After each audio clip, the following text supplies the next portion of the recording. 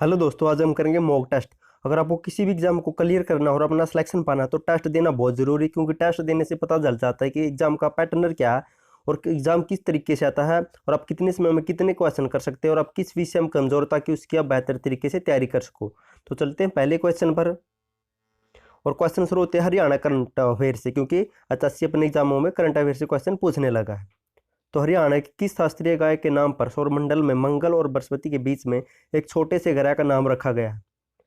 तो किस ग्रह का नाम रखा गया? तो राइट आंसर होगा ऑप्शन डी, पंडित जसराज नाम रखा गया है। मंगल और बृहस्पति के बीच में एक छोटा सा ग्रह है और उस ग्रह का नाम रखा गया पंडित जसराज। अब पंडित जसराज का जिक्र हुआ तो इनके बारे में पढ़ लेते हैं कुछ, ताकि आपको एग्जाम में हेल्प मिल सके। तो पंडित जसराज का जन्म 20 जनवरी 1930 को हिसार में हुआ था और मृत्यु है उनकी 17 अगस्त 2020 में। आपको ये भी याद रखना है। और पिता का नाम है इनके पंडित मोतीराम और इन्हें पुरस्कार भी मिल चुका है, संगीत नाटक अकादमी पुरस्कार 1987 और पद्म भूषण 1990 में और पद्म विभूषण 2000 में। ये कुछ इंपॉर्टेंट जानकारी थी जो एग्जाम में आपकी हेल्प करेंगी और ये हरियाणा करंट अफेयर से क्वेश्चन है। चलते हैं नेक्स्ट क्वेश्चन भी हरियाणा करंट अफेयर से है। कुछ क्वेश्चन हरियाणा करंट अफेयर्स के आएंगे। हरियाणा में बिजली पंचायतें किस जिले से शुरू की गई है? तो इसका राइट आंसर होगा ऑप्शन सी, हिसार जिले से बिजली पंचायतें शुरू की गई है। और ये बिजली पंचायतें है क्या? इनकी गांव गांव में जाकर बिजली के बड़े अधिकारी पंचायत करेंगे और लोगों को समझाएंगे कि अगर आपकी कोई परेशानी है तो हमें बताएं बिजली से संबंधित। और जो लोग बिल नहीं भरते उन्हें बिल भरने के लिए, बिल के फायदे या बिल भरने के लिए प्रेरित करेंगे। दोस्तों, ये कहने को 90 क्वेश्चन है, लेकिन हम आपको सभी क्वेश्चनों के एक्स्ट्रा फैक्ट बताएंगे, जिससे आपको 200 से 250 क्वेश्चन कराएंगे हम इन 90 क्वेश्चनों के साथ। तो चलते हैं नेक्स्ट क्वेश्चन पर। सॉरी, अब बिजली का जिक्र हो तो बिजली मंत्री के बारे में पढ़ लेते हैं, क्योंकि इससे भी कुछ क्वेश्चन आ सकते हैं। तो रणजीत सिंह हरियाणा के बिजली मंत्री है और इनका चुनाव क्षेत्र हरियाणा सिरसा से जीत चुके हैं और इनके पास विभाग है बिजली, कारागार, जेल, नवीन और नवीनकरणीय ऊर्जा इनके विभाग हैं। चलते हैं नेक्स्ट क्वेश्चन पर। हरियाणा में integrate health information platform portal किस विभाग ने लॉन्च किया है? तो किस विभाग द्वारा लॉन्च किया गया है? तो इसका राइट आंसर होगा ऑप्शन बी, ये स्वास्थ्य विभाग द्वारा लॉन्च किया गया है। जो इंटीग्रेट हेल्थ इंफॉर्मेशन पोर्टल है, इस पर अस्पताल के जो भी अधिकारी है उन्हें जो भी बीमारी आती है, रोज की बीमारी से संबंधित आंकड़ों को इस पोर्टल पर अपडेट करना होगा, ताकि हरियाणा सरकार को भी पता चल सके कि वर्तमान में क्या स्थिति चल रही है स्वास्थ्य से संबंधित। अब जिक्र स्वास्थ्य विभाग का हुआ है तो स्वास्थ्य मंत्री के बारे में पढ़ लेते हैं। आपको कहीं से भी पीछे नहीं रहना, आपको सब जगह से अच्छी तैयारी करनी है। अनिल विज स्वास्थ्य मंत्री, इनका चुनाव क्षेत्र अंबाला कैंट से। लगातार दूसरी बार बने कैबिनेट मंत्री अनिल विज और अंबाला कैंट से 6 बार जीत चुके हैं अनिल विज चुनाव। विभाग है इनके पास शहरी स्थानीय निकाय, स्वास्थ्य विभाग, चिकित्सा शिक्षा एवं अनुसंधान, आयुष एवं तकनीक शिक्षा विभाग इनके पास है, और विज्ञान और प्रौद्योगिकी। चलते हैं नेक्स्ट क्वेश्चन पर। नीति आयोग की 2019 की रिपोर्ट के अनुसार स्कूल शिक्षा गुणवत्ता सूचकांक, स्कूल एजुकेशन क्वालिटी इंडेक्स में देश में हरियाणा को कौन सा स्थान मिला है?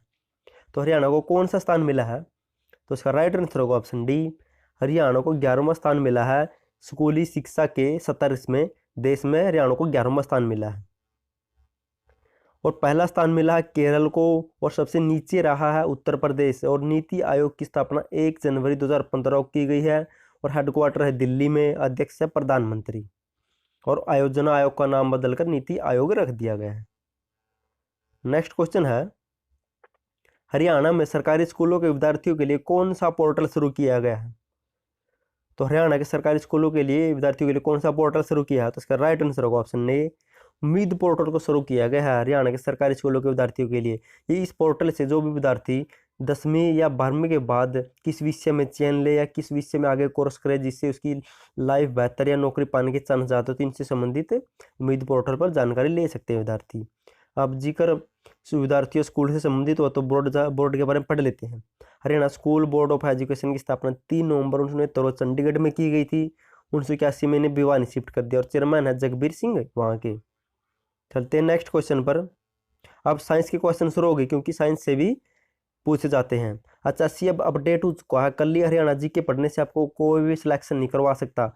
आपको सब जगह से चारों तरफ की जानकारी होनी चाहिए या सभी विषयों में आपको फुल पकड़ होनी चाहिए, जैसे science, computer, national GK, national current affair, Hindi. हम सभी इस टेस्ट में मिक्स किए हैं ताकि आपकी तैयारी बेहतर हो सके। तो चलते हैं पहले साइंस के क्वेश्चन पर। कौन सी विद्युत चुम्बकीय तरंगों का तरंग दैर्ध्य सबसे अधिक होता है? इनमें से कौन सी विद्युत चुंबकीय तरंगों का तरंगदैर्घ्य सबसे अधिक होता है? तो इसका राइट आंसर होगा ऑप्शन डी, अवरक्त किरणों का तरंगदैर्घ्य सबसे ज्यादा पाया जाता है। चलते हैं नेक्स्ट क्वेश्चन पर। किस धातु का गलनांक सबसे अधिक है? तो किस धातु का गलनांक सबसे अधिक है? तो राइट आंसर होगा ऑप्शन बी, टंगस्टन धातु का गलनांक सबसे अधिक है और उसका गलनांक होता है 3500 सेंटीग्रेड के लगभग, 3500 सेंटीग्रेड के लगभग इसका तापमान होता है।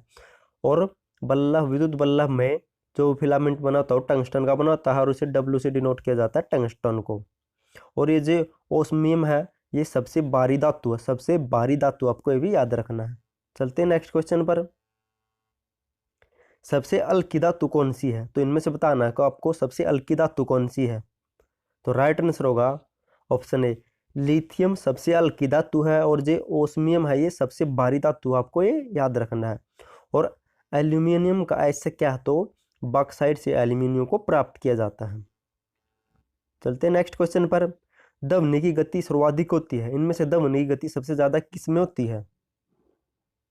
तो आपको बताना है। तो राइट आंसर होगा ऑप्शन बी, जल में ध्वनि की गति सबसे ज्यादा होती है। इनमें से जल में होती है 1483 मीटर सेकंड, वायु में होती है 332, पारा में होती है 1450 और कार्बन में होती है 260। आपको ये भी याद रखना है। चलते हैं नेक्स्ट क्वेश्चन पर। जब किसी धातु को गर्म किया जाता है तो उसका घनत्व क्या आता है? जब हम किसी धातु को गर्म करते हैं तो उसके घनत्व के साथ क्या परिवर्तन होता है? तो राइट आंसर होगा ऑप्शन सी, तो किसी धातु को गर्म करने पर उसका घनत्व कम हो जाता है, आपको ये याद रखना है। चलते हैं नेक्स्ट क्वेश्चन पर। लाल रंग का गुलाब हरी रोशनी में कैसा दिखाई देता है? तो लाल रंग का गुलाब हरी रोशनी में कैसा दिखाई देगा? तो राइट आंसर होगा ऑप्शन सी, लाल रंग का गुलाब हरी रोशनी में काला दिखाई देगा। नेक्स्ट क्वेश्चन है दोस्तों, ये क्वेश्चन सिर्फ 90 दिखते हैं लेकिन हम इसके साथ आपको जो भी 4 ऑप्शन है ज़्यादा से ज़्यादा इनकी डिटेल देंगे ताकि आपकी कम समय में अच्छी तैयारी हो सके। दूध की शुद्धता किस यंत्र द्वारा मापी जाती है? दूध की शुद्धता किस यंत्र द्वारा मापी जाती है? तो राइट आंसर होगा ऑप्शन सी, लैक्टोमीटर द्वारा दूध की शुद्धता को मापा जाता है। और जो फेदोमीटर होता है ये समुद्र की गहराई मापी जाती है इससे। और जो मैनोमीटर होता है इसे गैसों का दबाव मापा जाता है।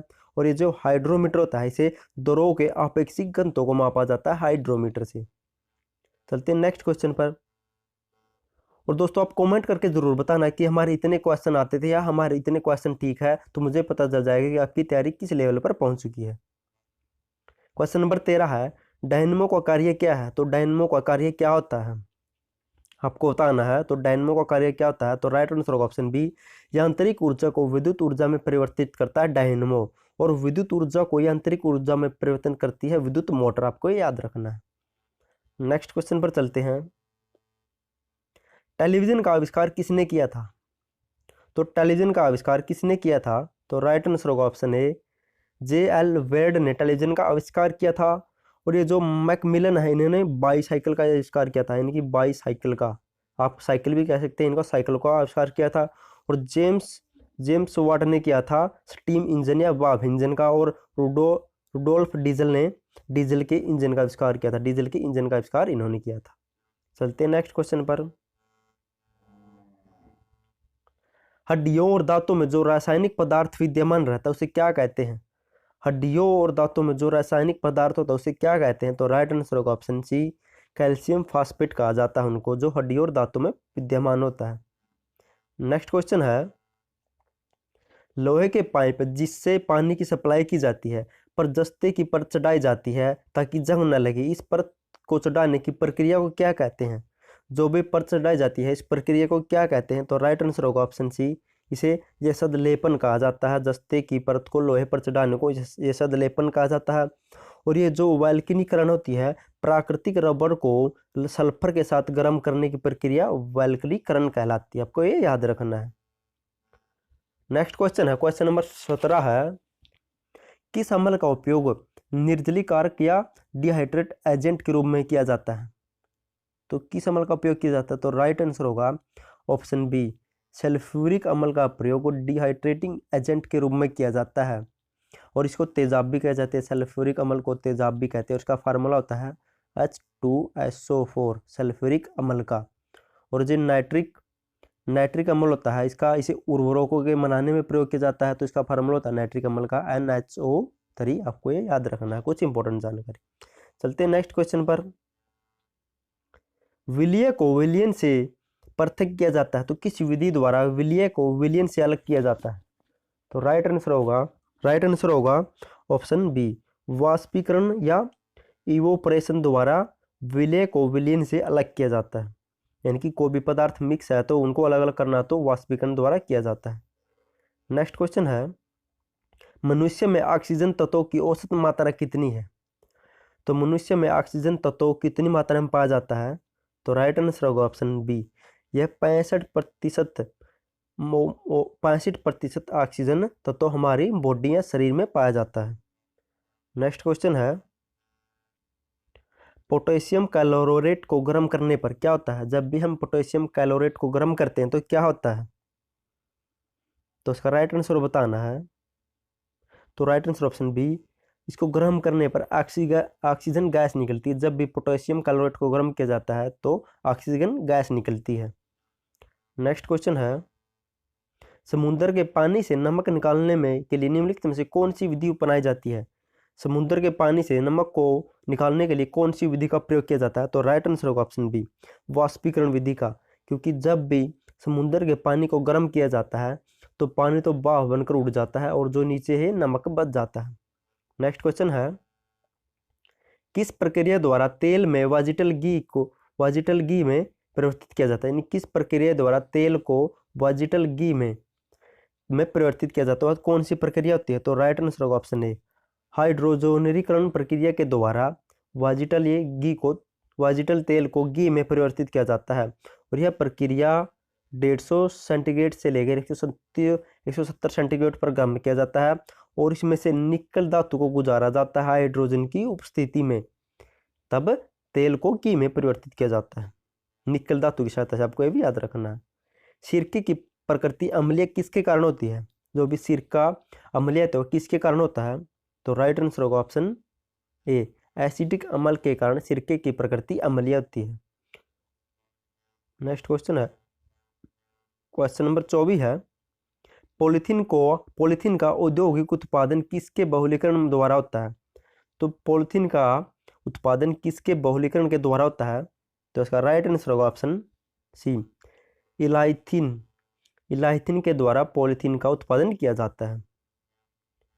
नेक्स्ट क्वेश्चन है, खनिज एवं चट्टानों में कौन सा तत्व सबसे अधिक पाया जाता है? जो भी खनिज और चट्टान होते हैं इनमें सबसे ज़्यादा कौन सा तत्व पाया जाता है? तो राइट आंसर होगा ऑप्शन ए, इनमें सबसे ज़्यादा कार्बन पाई जाती है और आपको पता होगा कार्बन वातावरण में सबसे ज़्यादा पाया जाने वाला तत्व भी है। चलते हैं नेक्स्ट क्वेश्चन पर। अब कुछ क्वेश्चन हरियाणा जीके से आए हैं। क्वेश्चन नंबर 26 है, सरस्वती शुगर मिल हरियाणा के किस जिले में है? तो यह किस जिले में है? तो राइट आंसर होगा option C, Saraswati sugar mill Haryana के यमुनानगर जिले में है और उसकी स्थापना 1933 में की गई थी। नेक्स्ट क्वेश्चन है, हरियाणा में निम्नलिखित में से किस जिले में अमोनिया प्लांट स्थापित है? तो हरियाणा के किस जिले में अमोनिया प्लांट स्थापित है? तो उसका राइट आंसर होगा ऑप्शन ए, पानीपत जिले में अमोनिया प्लांट स्थापित है।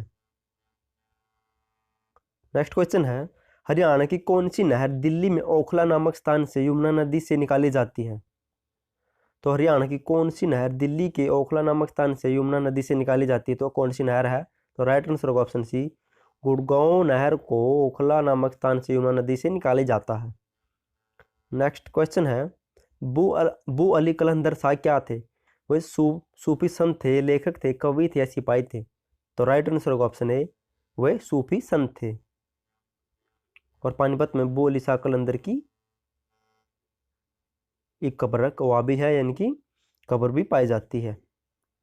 गुड़गांव के अतिरिक्त किस जिले में गुड़गांव नहर द्वारा सिंचाई की जाती है? तो गुड़गांव नहर द्वारा गुड़गांव के अतिरिक्त किस जिले में भी सिंचाई की जाती है? तो राइट आंसर होगा ऑप्शन डी, फरीदाबाद में भी गुड़गांव नहर द्वारा सिंचाई की जाती है। क्वेश्चन नंबर 31 है, हरियाणा सरकार द्वारा स्वतंत्र सेनानियों को सम्मानित करने का निर्णय किस वर्ष से लिया गया था? तो किस वर्ष से स्वतंत्रता सेनानियों को सम्मानित करने का निर्णय लिया गया था? तो राइट आंसर होगा ऑप्शन बी, 1981 से हरियाणा सरकार ने स्वतंत्र सेनानियों को सम्मानित करने का निर्णय लिया था।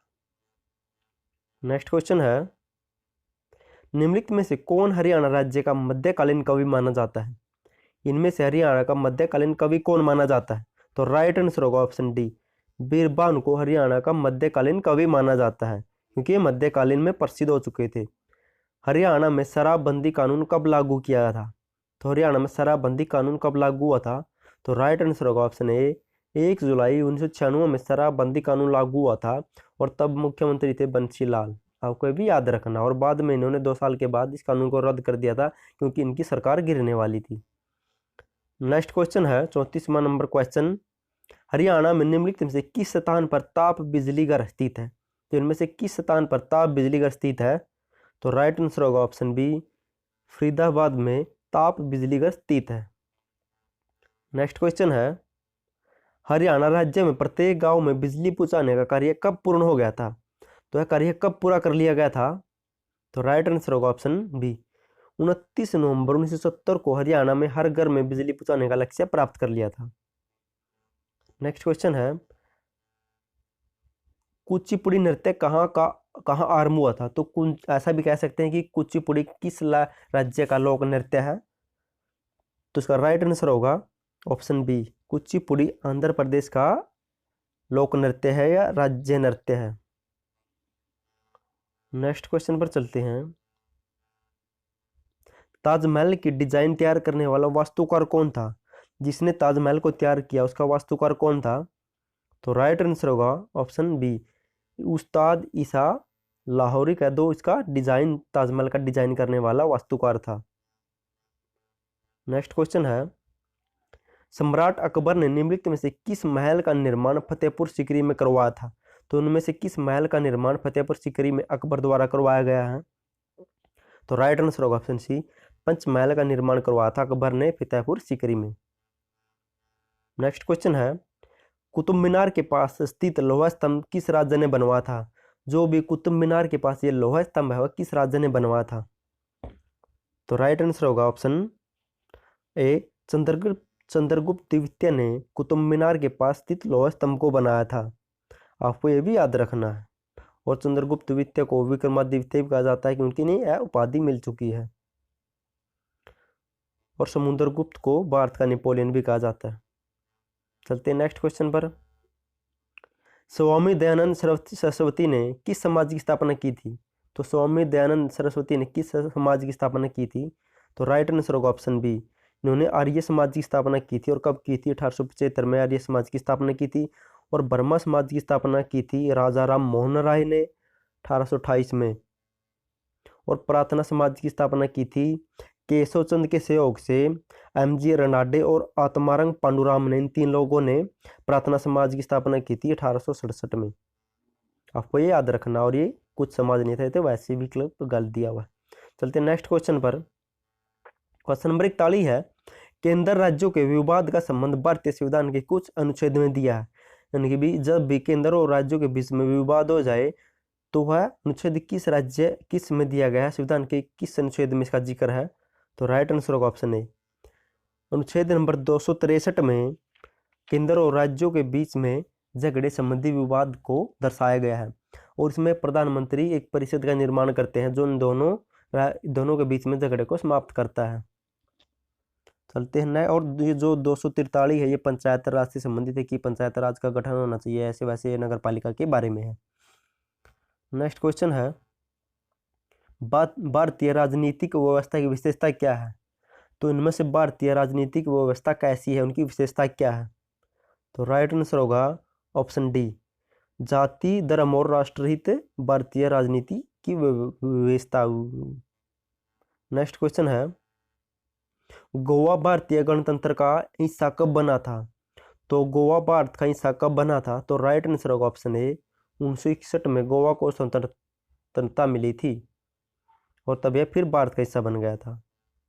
नेक्स्ट क्वेश्चन है, निम्नलिखित में से कौन भारतीय संविधान में समवर्ती सूची में रखा गया है? तो इनमें से किसको समवर्ती सूची में रखा गया है?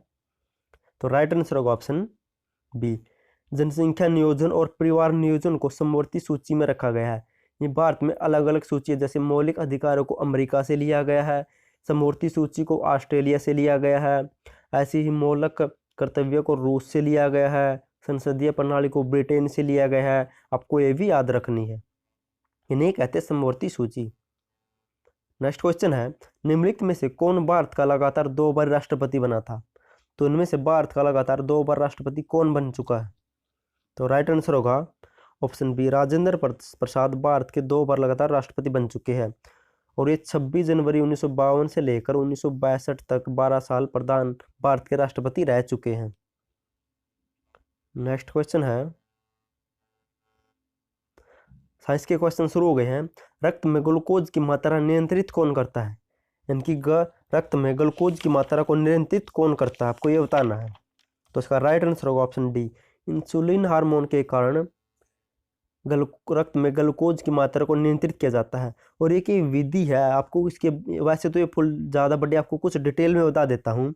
इनकी जब भी रक्त में हमारी ग्लूकोज की मात्रा बढ़ती है तो उसे यकृत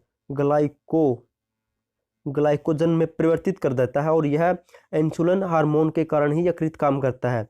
और जब भी हमारे शरीर में ग्लूकोज की मात्रा कम हो जाती है तो यकृत इस ग्लाइकोजन को फिर ग्लूकोज में परिवर्तित कर देता है और वह प्रक्रिया होती है ग्लाइकोगन हार्मोन के कारण।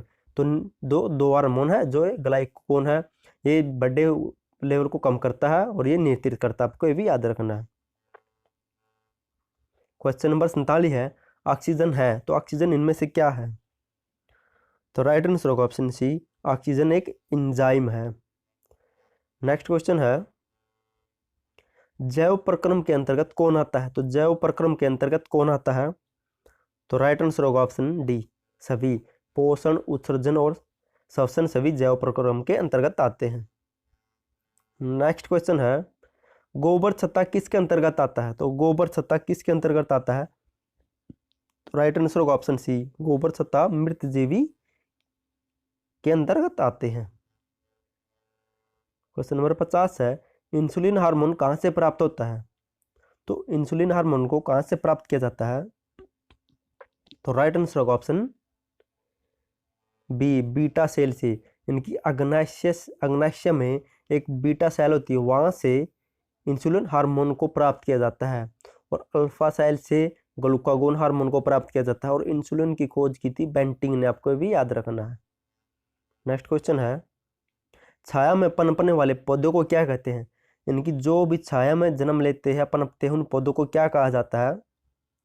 तो उनको कहा जाता है सियोकाइट्स। जो छाया में पनपते हैं उन्हें सियोकाइट्स कहा जाता है, आपको ये भी याद रखना है।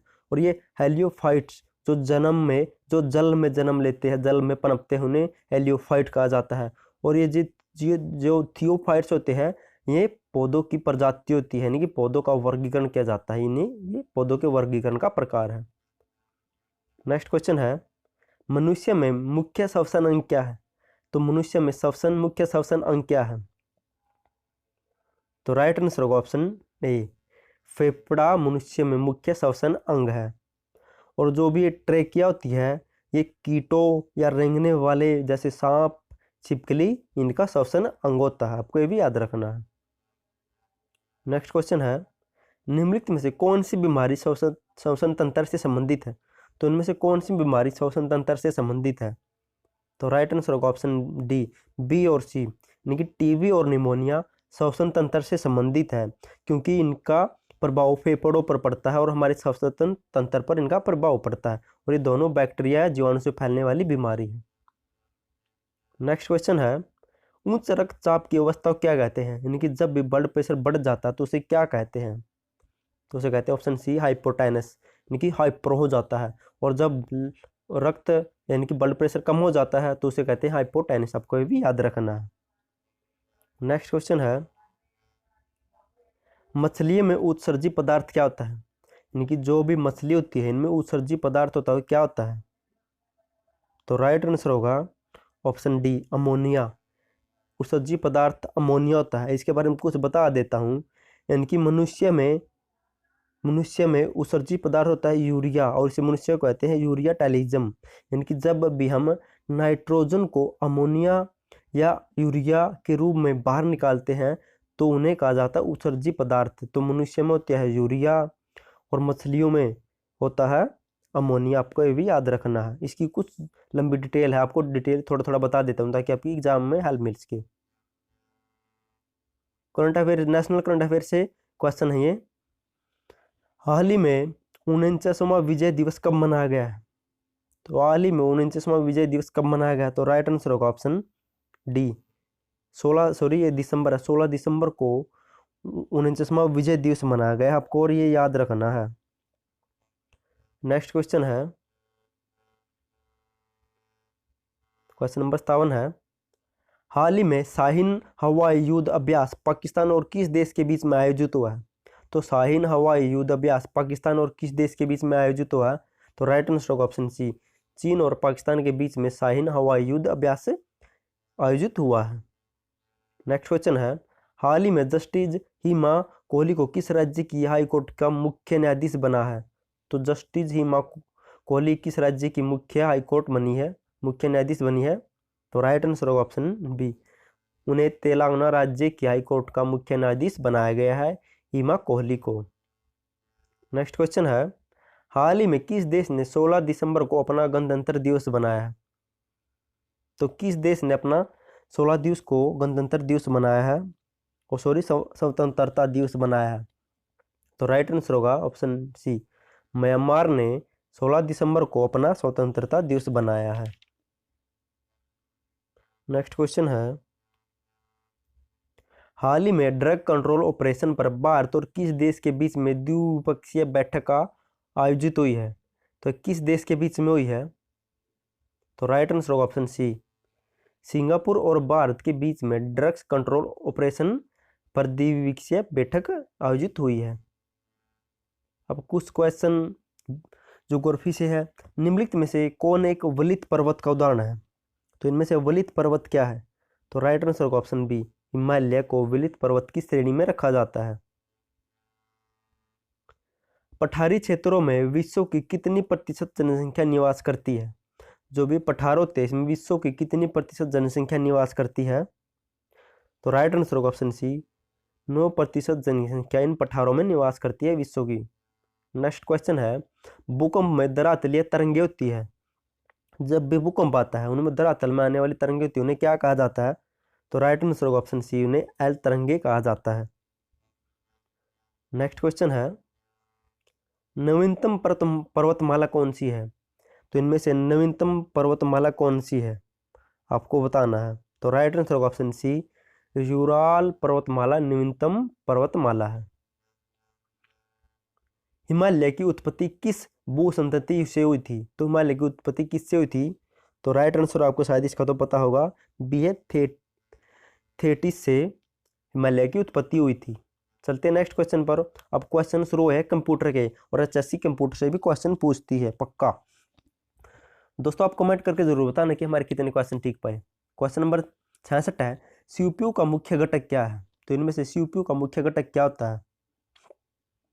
तो राइट आंसर होगा ऑप्शन डी, इनकी सभी control unit, memory, arithmetic, logic unit सभी सीपीयू के मुख्य घटक होते हैं।